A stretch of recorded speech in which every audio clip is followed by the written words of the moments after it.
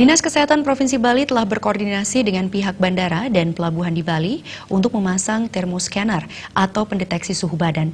Pemasangan alat tersebut bertujuan untuk mencegah masuknya virus jenis baru yang mematikan dari kota Wuhan, Tiongkok Tengah. Mengantisipasi merebaknya kasus radang paru akut yang dikenal dengan Wuhan pneumonia, Dinas Kesehatan Provinsi Bali telah berkoordinasi dengan otoritas Bandara I Gusti Ngurah Rai agar memasang alat pengukur suhu tubuh atau thermoscanner. Pemasangan alat ini di pintu-pintu masuk Bali diharapkan bisa segera mendeteksi wisatawan yang terjangkit Wuhan pneumonia. Wisatawan yang terindikasi terjangkit penyakit akan segera dikarantina dan dirujuk ke Rumah Sakit Sangla.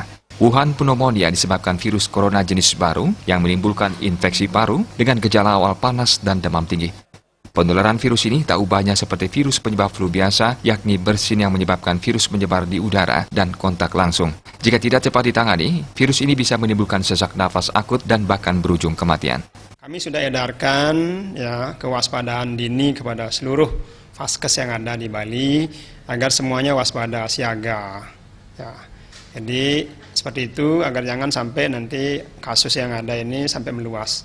Satu kasus kami anggap sebagai kejadian yang luar biasa dan harus ditangani sampai tuntas.